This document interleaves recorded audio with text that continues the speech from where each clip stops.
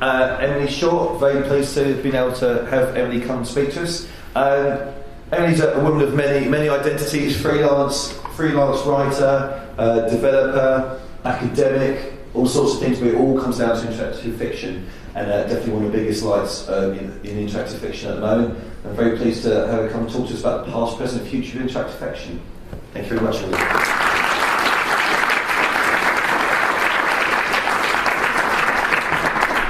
Thank you. So I was asked to come and talk about, kind of give an overview of where interactive fiction has been and where it's going in this kind of long-term timeline way. And I realized as I was putting this talk together that I had gotten myself into a little bit of trouble, because on the one hand, there's a lot out there already about the past of interactive fiction, the past of text adventures, and while I have more things to say about that, I didn't want to be kind of telling everybody about the same canonical works that they might already know about in this field. And then my second problem is that I was promising to talk about the future of interactive fiction, and I have a terrible track record when it comes to this. If I go back and look at interviews where somebody has asked me 5 or 10 years ago where I think IF is going, my responses are comically off base. So I thought, well, so I could do a talk where I'm basically telling you some of what you already know about what happened, and then some total lies about the future. Or I could slightly shift the way that I'm doing this. So what I thought I would do instead is this. And so what we're going to do is we're going to look at, over the course of the past several decades, what have people been seeing as, from their point of view in that moment, the future of IF? What did they think was going to happen? What did they hope was going to happen? What did they see as experimental games that had some kind of promise? And then what actually did happen with those possible futures? And that doesn't necessarily get us to the point where we can extrapolate for sure from where we are now, but at least it will be, I will feel slightly less fraudulent doing the talk, which has its own inherent value. So there is a necessary starting point for this conversation, which is Crowther and Wood's adventure, Colossal Cave, whichever way you want to take that, which is kind of the text adventure, the story of entering this caving space, exploring it, moving through it, using different compass directions, using the ability to enter adjacent rooms, pick up objects, solve puzzles, defeat enemies that come up against you. So this is the sort of point in the late 70s where this game became prevalent on mainframe computers all over the world. People who had access to those systems were playing with it, revising it, rewriting it, coming up with alternate ways of experiencing this kind of story. But it comes back to this initial description of a place and experience. We're putting you as a character in a particular spot.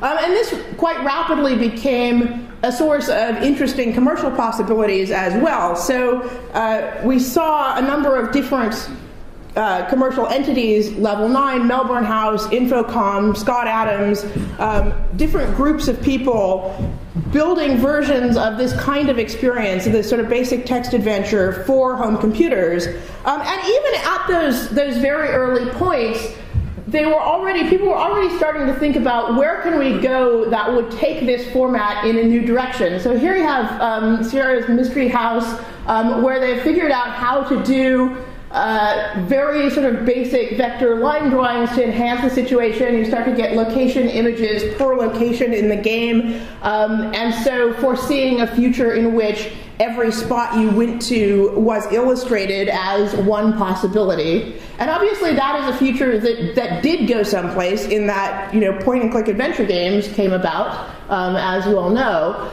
But this also was not the only direction that commercial games continued to take. 1982, we have The Hobbit, where there are very active non-player characters running around, characters who are making their own decisions, taking their own actions, the sort of key line from this that everybody remembers or refers back to is Thorin sits down and starts singing about gold.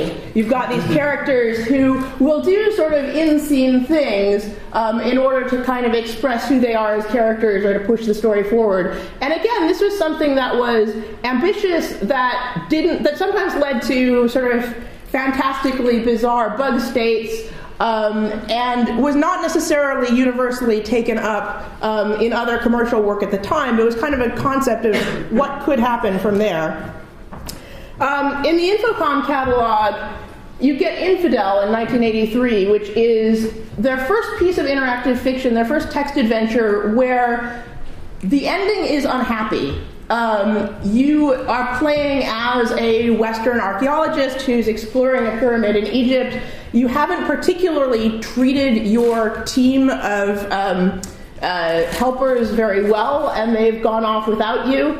And it's clear that the protagonist is just not a nice person, and that you're approaching this whole process of archaeology with a desire to just kind of loot the place. And it's the first game that really kind of extrapolates, okay, if you are this kind of character, this kind of protagonist who is trying to go through this space and grab every valuable thing you can see and exploit every situation you can find, that actually makes you not a nice person. And what is an appropriate outcome for behaving that way? So this is a game where you get all the way through all of the puzzles, and I know I'm spoiling this for you, but you've had a long time to possibly play this. You get to the end and you do not, in fact, make it out with all of your stolen possessions. And so that kind of raises the possibility of there can be a game with a goal state, but the goal state doesn't really reward the protagonist. And so that was kind of an interesting possibility. Mine Forever Voyaging, 1985, you start to get the possibility of games that are about doing serious political intent in interactive fiction. So this is a story in which you're able to explore simulated futures. This is the point of this is to explore simulated futures that carry forward the politics of the day and their implications, and give you a chance to look at what are the implications of basically sort of a Reagan economy and some of the things that go with that in this particular fiction, and what could go right and what could go wrong with that. And this is an attempt to kind of break out of the straightforwardly game-like experience in a different way and focus on leading you into a particular rhetorical position from that experience. So again, none of these pieces, I mean, there was Infidel, and then most of the games that Infocom did after that had happy endings. Mine Forever Voyaging, and most of the games they did after that continue to be not particularly deep intent kinds of stories. 1985, another of my favorites from then is Wishbringer, which has multiple puzzle solutions. And this is a place where the Infocom and other sort of commercial groups who are exploring the problem of how do we make games that are going to be sufficiently accessible for a wider audience. So we're breaking out beyond what is going to work for hardcore, really dedicated computer owners who are adults who want to spend months playing these games and possibly writing into magazines to ask for hints. They have that level of commitment that, I mean, I have a hard time if I get stuck on a game and I can't find a walkthrough within the next half hour. So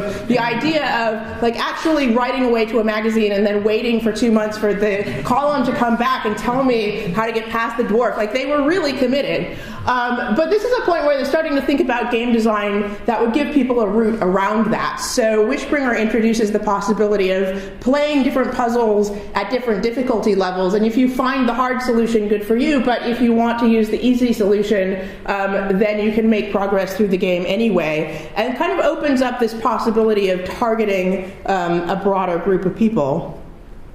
Alter Ego. Some people might or might not classify this as sort of classic interactive fiction, but this is another piece of like an interesting sort of message from the 80s hair and 80s politics. Alter Ego is a game. It came in two versions, the male version and the female version, where you're allowed to tell it what you would do in a host of situations over the course of your lifetime, starting out as a baby, as a toddler, making sort of choices that affect how risk-taking you are as a little kid, and moving on through the entire course of your life. And it's really a game about exploring the implications of those choices and who you're becoming as a protagonist.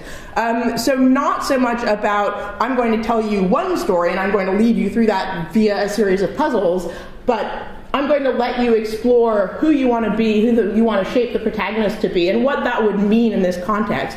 It's also, as some people have pointed out, an interesting kind of regressive piece, because even though this gives you an entire lifespan to live out, it envisions basically all of the future as being exactly like the 80s. So, you get into kind of middle age or later, and you're basically dealing with the same situation that you were as a child.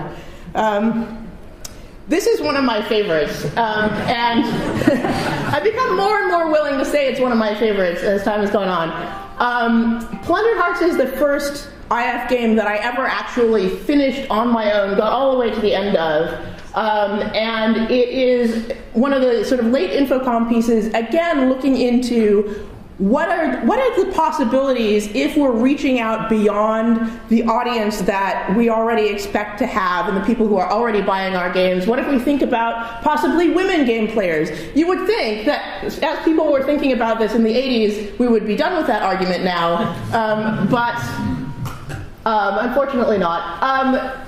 But this is alongside the fact that it is a swashbuckling romance story with lots of, you swing from chandeliers and you sneak poison into people's food, and it's really fun.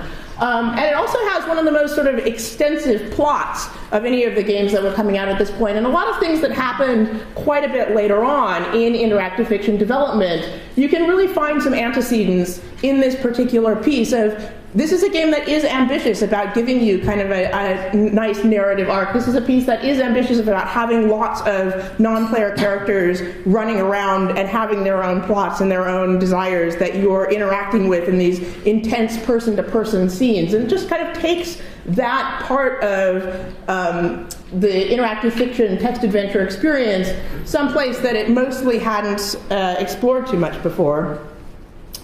Also, 1987, Infocom is thinking about what can we do that goes beyond that sort of standard presentation of a text adventure. So if we introduce some RPG elements and some automatic mapping. So this is a screenshot from Beyond Zork, where you can see that it's actually given you kind of room description at the top and a little map that's it's coming out as you play along.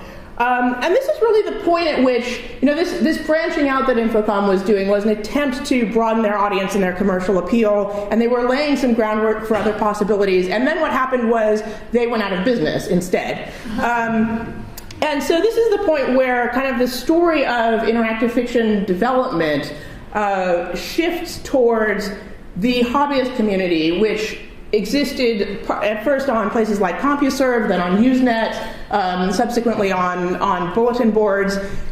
People who really had loved and enjoyed interactive fiction and text adventures in their classic form, still wanted to write them, still wanted to distribute them. Some people were sharing shareware, but after a fairly short period of time, after a few years, it became much more kind of a freeware group. And what happened for much of the sort of early 90s stretch between sort of 1992 and 1995 or 96 and there was people making new tools that could reproduce what had been done before commercially. So a lot of that was being kind of re-explored and recreated, and just how do we get this ability back at a quality level that's equivalent to what we were doing commercially.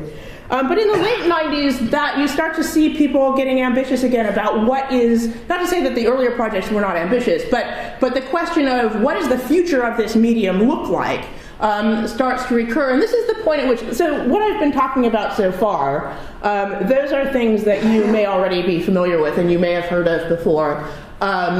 But this gets into the point where people are getting much more speculative about what could we possibly do with this medium that goes beyond what anybody's done before, not inside the sort of standards of the commercial work that's already out there. And so 1996, you get a game called In the End, which is one of the first pieces of really intentionally puzzle-less works, and it's about sort of dealing with depression and suicidal acquaintances and being in this position where everything is kind of hopeless and distressing, and telling the story of that experience without any kind of puzzles as barrier, but just allowing you to explore a space and a mindset in a text adventure style way, but with a very different kind of intention. So this is kind of picking up some of the threads of something like Infidel, the idea that this doesn't necessarily have to have a goal with a happy ending, but it's breaking out a lot more from the mechanical expectations at the time. And this was something that was really quite hotly debated. It doesn't now seem particularly controversial, but at the time on Usenet groups there was a lot of discussion about, is it possible to do something with this that is compelling at all? Can you give somebody a powerful experience within a text adventure if they're not solving puzzles? Like, what else would you want to do but solve puzzles, obviously? So this actually picked up, it was not in itself recognized as necessarily the greatest work ever, although people were very interested in it, but it did kind of establish that possibility space, and it was picked up almost immediately by other games that wanted to go further with that idea. So you're much more likely to have heard of, if you know some text adventure and some interactive fiction, you're much more likely to have heard of Photopia from 1998, which is Adam Kadri's really sort of powerful story about a traffic accident. I'm going to be serially spoiling every great IF game, by the way, but I won't tell you exactly what happens at the end of that one, but it is also predominantly puzzle-less and very much influenced by this idea of, what if we make this experience be about talking to characters? What if we make it be about evoking a particular mood rather than focusing on how do you get a light source, how do you get a key to get past this particular puzzle? 1998, we also start to see people who really, HTML has taken off enough that people start to get excited about the idea of, what if there were IF that looked like a web page? And of course it's, what if there were IF that looks like a web page in 1998? But you start to get some initial explorations of that. So the tool TADS gets an HTML TADS feature, and this is one of the first things that was done with HTML TADS. It's a Golden Skull, which is an example piece by NK Guy, and has all of these kind of interspersed illustrations. And although, in one sense you could say, oh, okay, this is basically just, there are plenty of illustrated adventures in the world. Why is this, striking or groundbreaking or interesting? But what these pieces are trying to do is something genuinely, distinctly different from what a point-and-click adventure is trying to do, or even those kind of location-illustrated games that Sierra was doing, because they tend to be about something that has a more book-like attitude towards what illustration is doing in the game. So you get sort of spot illustrations, pictures here and there, that don't necessarily faithfully represent world state, so you don't necessarily expect that, okay, if I get this image up there, that is going to continue to represent exactly what is going on. It's more like, here is a plate as though it were in a book, and I page onto the next page, something else happens, that illustration doesn't change, but we've got a different kind of relationship between these things, between the illustration aspect and the text aspect. And this, again, is a thing where several people made interesting experiments in this space. Tool set existed to do it, and then not a great deal happened for at least another 10 years. People would occasionally make illustrated pieces, they would occasionally make pieces that had music tie-in as well as some kind of soundtrack.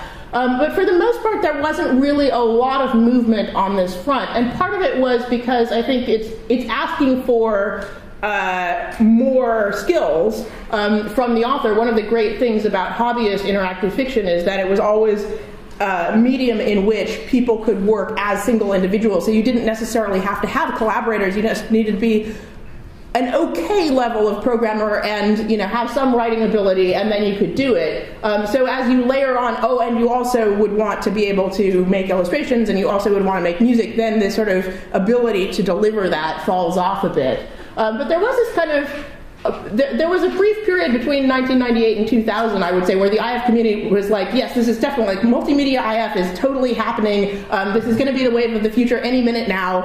And then, like, there was a long pause.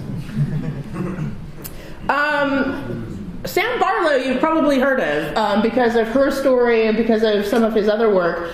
This is actually the first point at which I heard of Sam Barlow was his game Isle in 1999. And this is a one-move piece. You are shopping in a supermarket and you can pick one thing to do while you're shopping. You could be examining the things around you. You could be looking at the pasta on the shelf. You could be attempting to kiss the woman who is also shopping in the same aisle. You have all of these different kind of possibilities. And every time you make a move, you get an ending. It gives you a different sort of resulting piece of story at that point. And those endings, sort of, if you piece them together, suggest this backstory of what's happened to you, this sort of tragic romance that you had that went wrong. You were in Italy, things didn't go well. Some of the variations, like depending on exactly what you do, not all of the endings line up perfectly. But this also is a completely different vision of what interactive fiction could be for and what it could be doing than a lot of the work that had come before it, because it's focused on this possibility of getting the player to play through all of these different short experiences in order to piece together a narrative understanding. It's not about solving a puzzle in the world model and overcoming an obstacle like a dragon or something like that. It's about piecing together this puzzle of what does this mean? And if I explore this narrative space, what do I get out of that? So there have been previous games that were doing multiple endings, but to do it on this scale and to expect the interaction to be something quite different was also really exciting to people. So this is another point where people were sort of thinking, okay, well, maybe we need to, kind of re-explore what we're doing with the structure of these things. All right, this is the point at which I sheepishly include something that I did. So 2000, I made a piece called Galatea, which is about conversation with a character. It's a one-room game. You go into a space, which is an art gallery. Galatea is a statue who has been brought to life by Pygmalion in the classic myth. In this version of the story, you actually belong to a society that's sort of science fictionally advanced enough that you have interesting robots that can basically sort of android-like art pieces that you can interact with and ask questions of, and there's a lot of craft around making them look convincing and act convincing. I mean, that's part of the fiction. And so you can ask her questions and get answers back and kind of drive your relationship with her towards, again, many different endings. And I was very much inspired by Isle in this regard. There are a number of different states that you can get your relationship with her into. And part of where I was coming from on this was most of the characters that I encountered in interactive fiction up to this point were there for a very obvious gameplay reason. Like, they are there to block your progress, they're a guard of something, they're there to require you to do a fetch quest and then come back. They have, or maybe they're giving you some important piece of information, but they have a very specific gameplay purpose, and they also have no memory whatsoever. And if you ask them the same question over and over again, they will give you the same answer over and over again. If you take their stuff, they won't remember that you took their stuff. They're just completely, usable non-entities in the game world. And I wanted to make something where the experience was more about an ongoing relationship with the character where they were capable of having some emotional state and you might develop some empathy with them. So she does remember what you've talked about before. She does have an attitude towards you that evolves, and how you treat her determines where things go from there. And I was hoping at the time, I would like to see, ideally, more games that incorporate that kind of interaction, and possibly more games that just are conversations, because I think that's a really interesting kind of space to make into a game. At the other end of the spectrum, Dangerous Curves is a piece in which the world model is incredibly enormous and incredibly detailed. Irene Krolachi put a lot of time and energy into creating this noir murder mystery, and it has all of the rooms and all of the spaces and all of the characters that you need to interrogate, and then there are just buildings full of additional rooms and additional buildings and additional, like you go into an office building and all of the rooms in the office building exist, and they all have desks, and the desks all have pencils in them. And a lot of her, so she was sort of posting on the news groups about what she was doing with this and how she was kind of constantly running up against the limits of what the interactive fiction tools were willing to do, because she had far too many objects, many of which were, for instance, erasers, into this game. But it's this incredibly ambitious vision of an interactive fiction where the environment is lovingly, deeply detailed at a kind of sandbox level that we now would associate with something like, L.A. Noire, one of these sort of big AAA, and obviously it wasn't presented as a AAA experience, but the idea of this story is encased in a world that is convincing because every single piece of it has been lovingly detailed into place. And if you want to wander way off track and go look at all of that stuff, it is all there. And that was something that people were talking about a lot at this point. Like, can we do this? What's required to do it? What would happen if we tried to kind of open up a holodeck-like experience for players where the world really is that deeply engaging, that deeply simulated, and all of the pieces are there? What would that be like? What would it be like if we let the player choose their own goals in that kind of space? And can we still say that's narrative or not? So there was a lot of kind of cycling around this and a lot of anticipation around what could possibly happen. And then yet a third, I've got three things from 2000 because 2000 was really an extraordinary year. And I'm not just saying that because that's when I started releasing things. Anyway, 1998 was also a great year. So this piece, Being Andrew Plotkin, is riffing quite obviously off Being John Malkovich. And it's a piece by J. Robinson Wheeler, who his background is in film, and he's done some independent film work in the past. And he was bringing sort of yet a third style. So we talked about sort of deep conversational IF, we've talked about big, rich world IF, and this was a third vision still, which is something where the plot is really keeps ticking forward. No matter what you do, each moment you're in some kind of narrative scene. And you can interact with other characters, but the world does not stand still for you. You have to make decisions as things are going by. You can miss opportunities. You can get things wrong. But there's this sense of really forward-moving narrative pace, and that was also really exciting for a lot of people at the time. So there's kind of this discussion of like which of these things is going to be where we're going, which of them is most effective in telling a really compelling story. What do we want out of all of this? 2001 Ramses. This one you may well have heard of. It is a piece about an Irish schoolboy who is bullied at his boarding school and is very frustrated about that and keeps thinking of the amazing things, the witty and snarky comebacks that he would make if only he had the courage to do so. And as the player, you're constantly saying, like, yes, say this thing back. Like, here is the comeback you need. Stand up for yourself. Go for it. Do it. And every time you do that, he has some reason why he can't, and why he needs to be quiet, and why he needs to put up with being in the situation that he's in. And he's very unhappy, but you as a player cannot budge him from that unhappiness. You cannot push him out of that space. It is always kind of there. And to the end of the game, he remains basically who he is.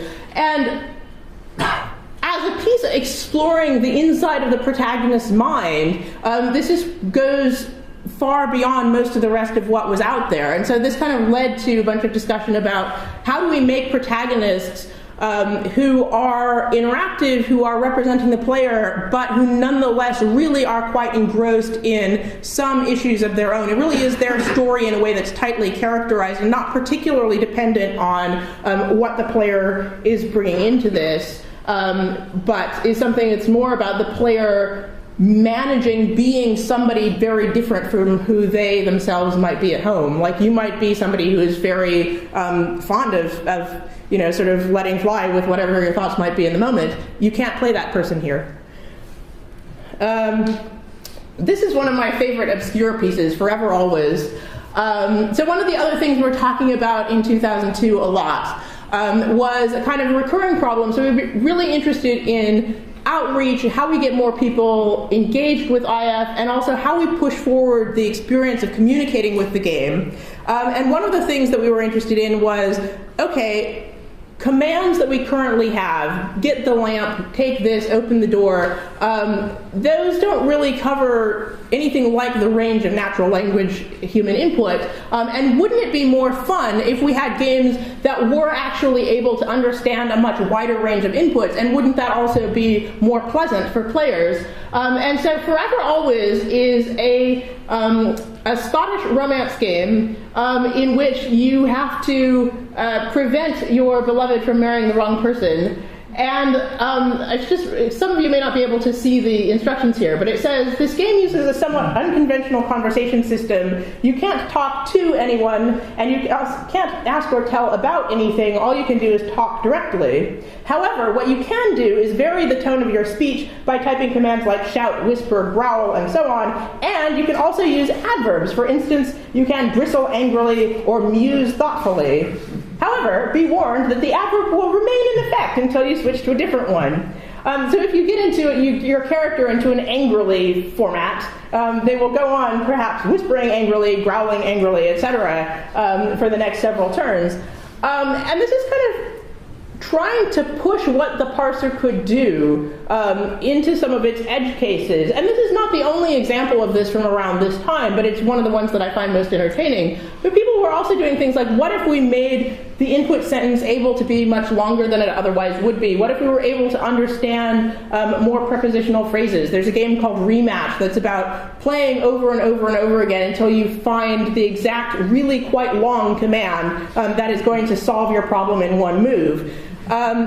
So there was this idea, like maybe we could do something where novice players don't feel so unnerved by having to learn what the verbs are to communicate with this system. Maybe we could do something where it's just much more good at acting like an English understanding GM might.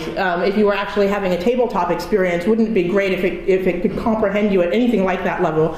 And people were also speculating about things like, well, what if we bolted a chat bot sort of onto the front end of this, like we had if you had sort of standard chat bot software, and then that was taking lots of different forms of input, and then it was sort of pre-compiling that and figuring out of all of these different things that the player could have typed in, like most of these actually just mean take lamp, and then most of these actually just mean go east, and sort of translating for you that way. So there was a lot of exploration around that, and a lot of sort of different attempts to get that situation to solve itself.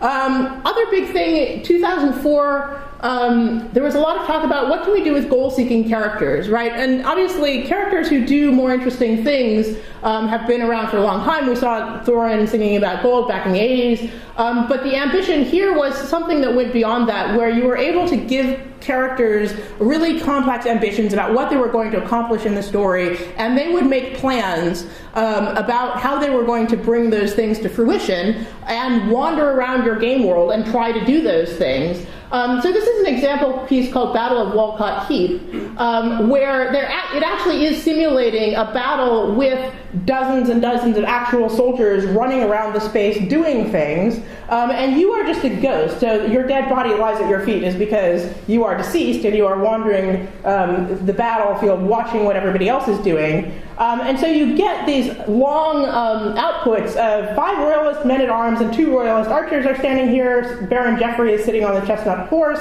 2 rebel men-at-arms, 4 rebel archers, and Lord Ranulph are standing on the north wall. 3 royalist men-at-arms and a ruddy royalist archer are standing in the ditch. And then more. And the more tag is where this description goes on for like another page. Because giving you the description of what all of these different characters is doing takes such a long time. But the ambition was, what if we could get something that had that kind of complexity that we might now associate with The Sims or Dwarf Fortress or any of those like really kind of heavy simulation things. What if we could do that in an IF context, and what if we could bring that together with a story so that when the characters go around and do interesting things, those might trigger narrative beats, like maybe the characters manage to achieve taking the keep of this castle, and then something narratively interesting happens as a result. But the thing that we were struggling with was, how do you represent that elegantly and clearly in text? Like, when you have that much quantitative information going on, how do you get that across to the player in a way that is not completely overwhelming? And this example kind of demonstrates the challenge, but many of the other people who are working in this space were kind of running into that same issue. This is one that's, I guess we're going to have moral choices in more detail later, but this is a point in IF history where this became quite interesting to people, was the idea of interactive fiction that was testing the player's moral commitments. What do they want to do? What are they willing to do? Victor Heister is especially interested in this problem. And The Baron is a game in which you're in actually quite a sticky situation, which for once I won't spoil exactly what's going on, but it's something quite dark. And you have the opportunity of taking various choices, and then the game will actually ask you why you did those things.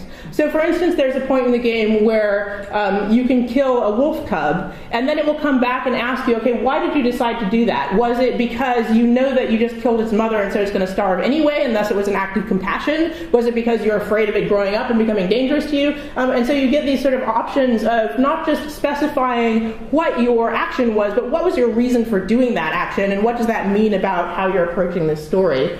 Float Point was a piece that I did. There were several other pieces that people were generating at this point, where the interest was really in making the story almost into a machine for having a philosophical discussion with the player. Like, not just can we make them feel uncomfortable and uncertain about what they should do next, but can we actually, depending on what they choose at the beginning of the story, can we change the story to challenge them further about the commitments that they've made morally? And where does that lead us? Where do we get to? So another piece in this line is Victor's game Fate.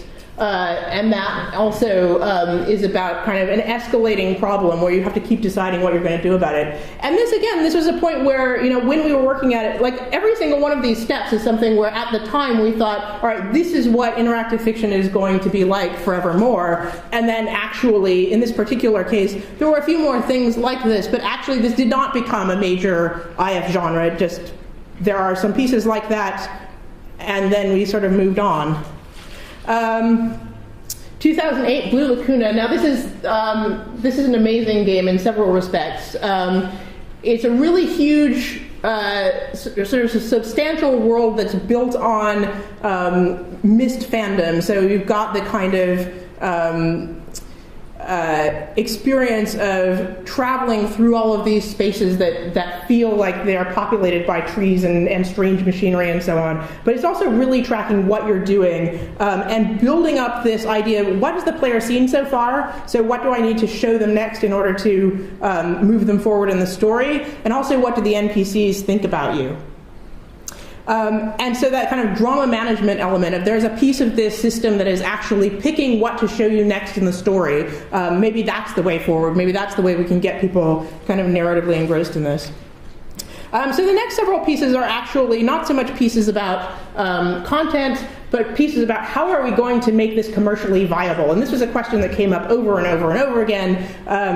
But in 2009, we had Jack Porrisall and The Secret Letter by Textfire, which is an attempt to make a sort of a commercial game that you could sell for $20 and have that actually work. And they did some sort of exploration of what could we do with the user interface in order to make that look like a good value proposition. That didn't really particularly work out. I don't think I'm spoiling anything to say.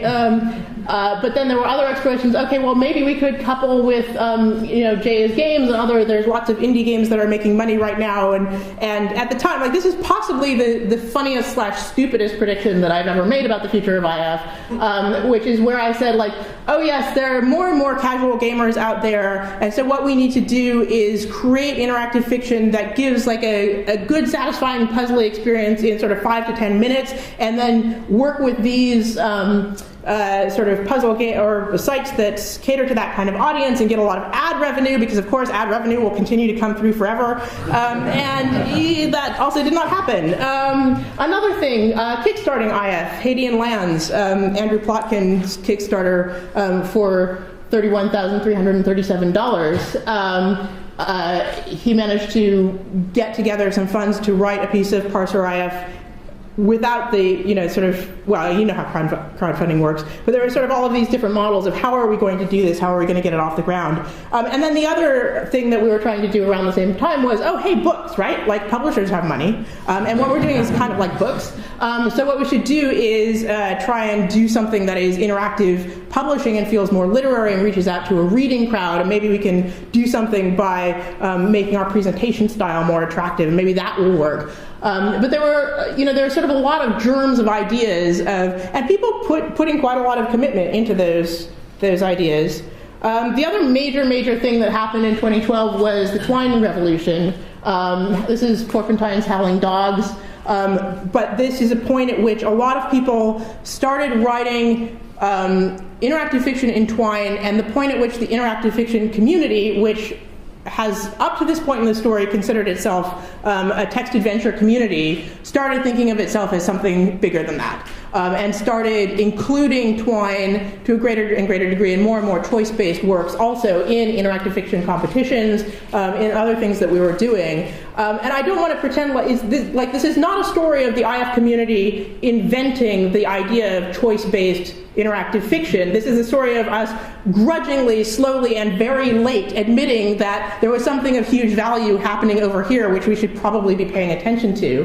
But that also made a huge change in kind of what the community saw itself as, and suddenly people were talking about, like, okay, what do we want to do in order to make our community more inclusive to different types of authors and all of those kinds of topics, which we still really have not solved, but we're working on it more than we were at the time. The YOG, a piece with sort of non-massively multiplayer IF, where you are playing with 3 or 4 other people and making choices jointly. So this question of how do we tell stories in which different people are able to contribute in different ways and have that be a coherent story that is interestingly interactive for multiple people is another topic. And I'm still, like, earlier ones, I'm like, okay, we've given up on that future is probably not happening, or else that future has come to fruition. This is one where I feel like the jury is still out. Like, I'm still really interested in this question. I don't think we've solved it yet, but I think there might be something there. And then in the last year or two, the idea of limited parser IF, where there's a very tightly well-defined set of verbs available to the player. We make it really clear, like, this is not about you can do anything you want. We're going to tell you the 3 verbs you can use in this game. That's it. And that is a different way of kind of making the game accessible to people who might not come in from that background. So this is going to be a rapid montage because I'm running out of time. But now, now we've got all of these things going on in the IF space. Event Zero, if you haven't tried it, is actually taking chatbot-style input where you're talking to the AI inside the computer and giving it commands, but also persuading it not to hate you, which is challenging. Code 7 has more sort of traditional choices in it, but is augmenting that with voiceovers and with all kinds of sort of map elements. Voyageur is doing procedurally generated text about locations that you're visiting over the course of your experience. This one is not so much a work as a cultural fact that Porpentine has a major exhibit in the Whitney Museum of American Art, which is kind of a big deal. This is Southern Monsters, which is forthcoming from Kevin Snow, which is a really a Twine piece about exploring life in the South, particular stories about that. And so there's the point that I want to kind of get to here in the last couple minutes is there's a huge amount going on right now. All of these things, and then Icebound Compendium, which is doing IF supported by AR, Robin Johnson's Detective Land, which is doing a parser choice hybrid. So what has happened to IF recently is that our definition of what it is has massively exploded. And in the things on this screen, you can see the ramifications of a lot of those past futures, right? Like, there are a lot of ideas around, can we make this more accessible? Can we make it more fun? The idea of, like, type whatever you want has even come back with Event Zero, right? And they've got a different way of approaching that problem that reintroduces the possibility of doing that effectively. And at the same time, lots of different explorations about what could the front end look like? What could this feel like? So many of those things have essentially come true, and there's a room for quite a lot more at this point. So the moment is, explosive diversity, which is a wonderful place to wind up.